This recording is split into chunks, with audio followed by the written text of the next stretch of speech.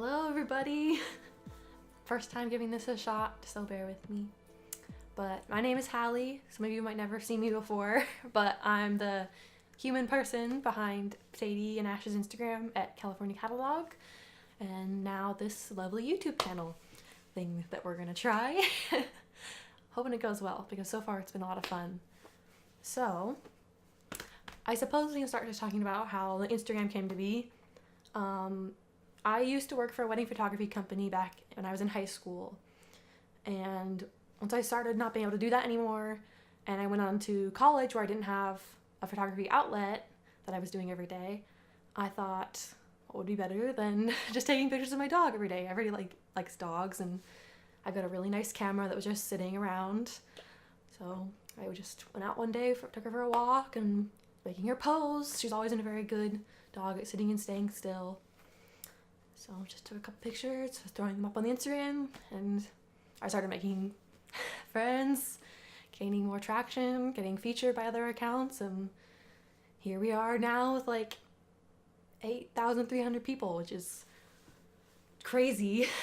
I can't believe it most days, but it's been a lot of fun, and I'm really thankful for the people I've been able to meet through it, especially in real life and online.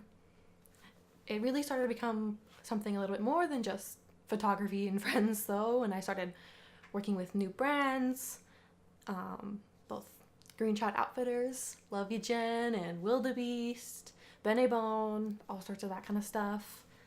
And just as well, we'd be going to pack walks down when we lived in San Diego, dog birthday parties of people I've met through here. It's all just become way, way more than I ever expected. And of course, we introduced Ash. You guys were so supportive. It's just been incredible. So hoping this is our next step with the YouTube thing, so I can meet even more of you guys and talk with you a little more one-on-one and teach you all the stuff I've been learning in school with my animal science major. Oh yeah, I'm an animal science major, in case that wasn't explicitly clear everywhere. I'm obsessed with animals, not just dogs. I love all kinds of animals, birds, fish. I've had a tarantula, I've had a Chinese water dragon, I've had hamsters, mice, guinea pigs, all of it. I love everything about animals. Don't like people very much though. Mostly animals, everything. But yeah, I'm learning all sorts of new things, and I love sharing it with people so that, it's not like coveted hidden knowledge. We all want to take the best care of our animals we can, so that stuff should be out there for everyone to know. But this one's just gonna be about the dog. My crazy little dog. She's sitting on the floor at my feet right now. She's been very patient as I put this whole thing together. I don't think she knows I'm talking about her, but I wish I could tell her. I'm going to start off just talking about general care of Sadie, what her personality is like, what do we feed her, how we keep her weight stable after all that kind of stuff. And then I'm going to tell you the story of how she came to be living with me. That one makes me a little bit emotional every time I talk about it, so I thought it might be nice to save it for the end. Okay, first off, Sadie is a female 4-year-old Australian cattle dog, aka Blue Heeler, aka Queensland Heeler. They're all different names for the same breed for the most part. You just heard her sigh. Down there, she just did a big sigh. Good girl. Sleepy dog. She just turned 4 last year, and her birthday is in July. I've had her since she just turned 1 year old, and that was back in 2015, and I was 17 at the time. She is a very, very energetic breed. Cattle dogs are known for being ridiculously brave, ridiculously intelligent, and ridiculously hyperactive. Sadie knows when to mellow out and relax, but given the opportunity, she would go, exercise, run, fetch, swim, hike all day long and never get tired. But she's got a good off switch, thank goodness, which we actually worked hard for, but now it's pretty second nature to her. Her breed, the Queensland Heeler or Australian cattle dog, was obviously, as the name implied, was bred for hundreds of years in Queensland, Australia, to be herding, driving 1,000-pound cattle with the Australian cowboys all around. So they're meant to be fearless, and she really is every bit as much that. And I work hard to keep her stimulated every day. Typically, on any given day, she usually gets around an hour of exercise, give or take. You know, there's some days we'll go 6 hours if we're hiking or something like that, but you never know. She needs at least an hour though. With varying, he was looking at me for a second there. Yeah, without it, she starts to gain weight really heavily, and she'll get a little stir crazy. She'll start whining and pacing and that kind of thing. It's very common in herding breeds and other really active kind of dogs. That's why, especially her breed, is not really recommended for first-time dog owners or apartment living people. But she's my first dog, and I live in an apartment, so I kind of break that rule. But if you're thinking about getting a cattle dog, maybe something to take into account if you're not that active every day. And it's not just the fetching of the ball or the hiking, too. We do mind games with her. We're constantly training her new tricks. To date, she knows 16 different commands, just obedience and general tricks, too, just to keep her mind working on new things. And she loves to learn things, but she can definitely be a bit stubborn. So it takes time for her to understand that although she's an independent thinker, she does like to please in that way. She doesn't always like to participate slowly. She sometimes gets very amped up while we're training, and she'll be jumping and barking and that kind of thing. So it takes time to learn, but it definitely helps a lot. I'd say like a 20-minute training session gets her more exhausted than 40 minutes of playing fetch by far. The mental stimulation does a lot more for her. And that's something that I've had to come to terms with recently. It didn't always used to be that way. I used to depend very heavily on fetching her and hiking her to get her tired enough to be home alone. There was a certain point when I was first trying to get her to lose weight back last year, which should be another video I'll talk about eventually, where she was getting like 2 or 3 hours a day of exercise, like intense, rigorous exercise, just to keep her mellow. And that obviously was not working, which was led to starting the more mental stimulation type things. I actually learned that from a couple of my good friends on Instagram, so thank you guys. So as their breed is prone to being overweight, and Sadie's dealt with that issue in the past, I take her food very, very seriously. On top of that, I'm very, very passionate about animal nutrition. It's hopefully something I'll be able to study more in school and maybe even develop into a career someday. But as of now, the main meal plan for her, which a lot of people were curious about, is she gets kibble or commercial wet food in the morning. Typically the brands are Canaday, Wellness, Merrick, and a couple others, other things we can find in the store. Typically we only go to pet stores like Petco or PetSmart, but we also have ordered online from Chewy. And for dinner, she'll be eating raw typically.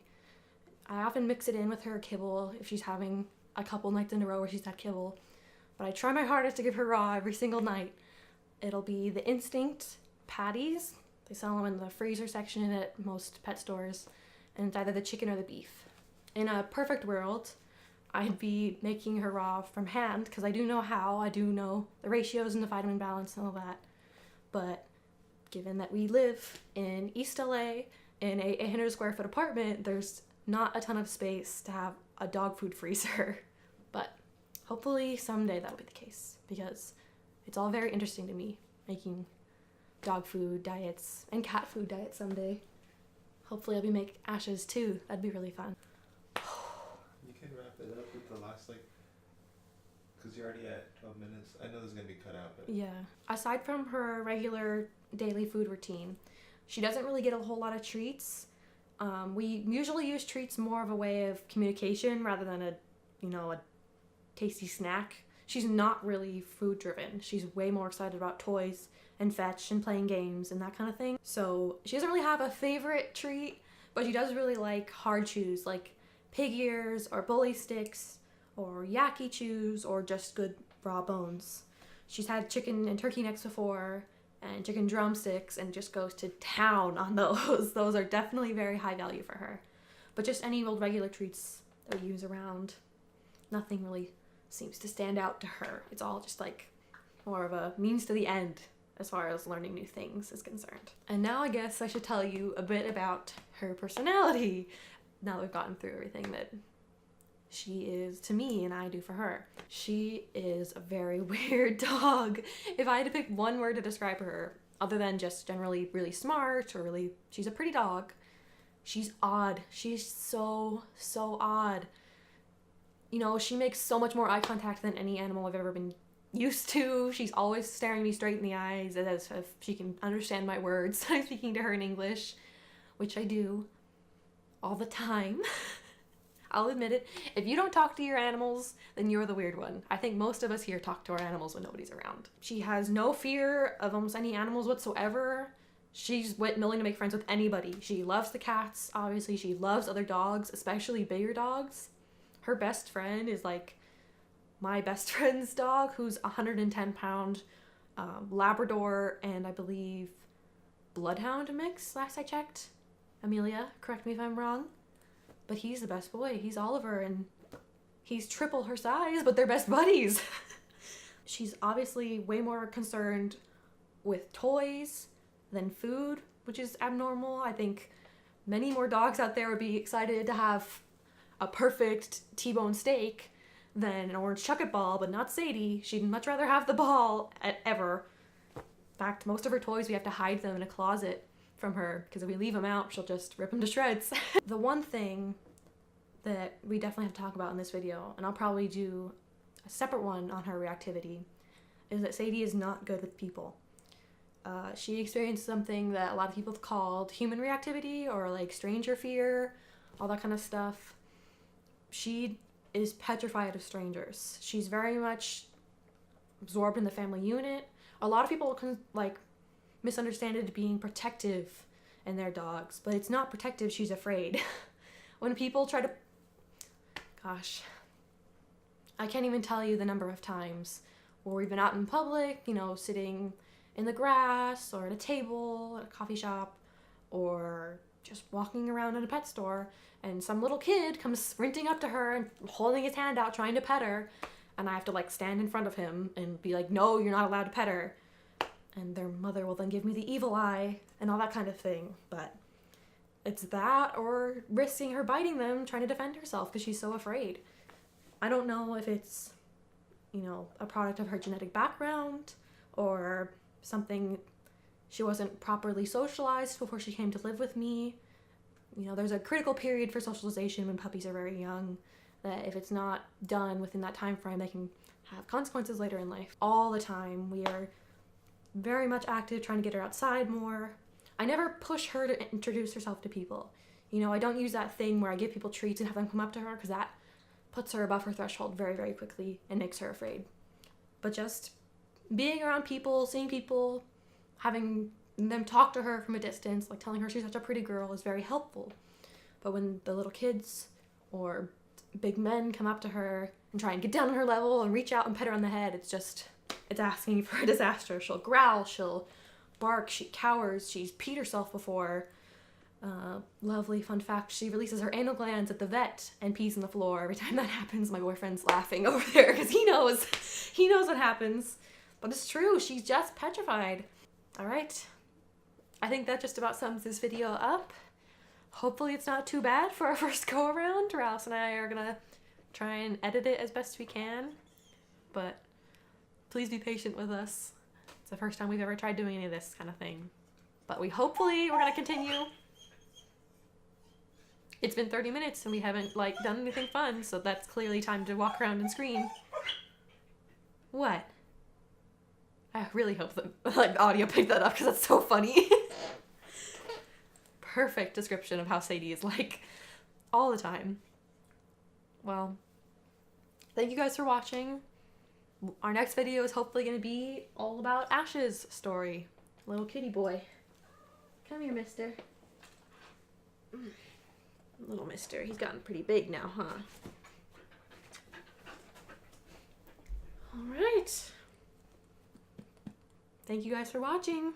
See you in the next video. Bye! Bye! Bye! Bye-bye! Oh my god, okay. Good boy.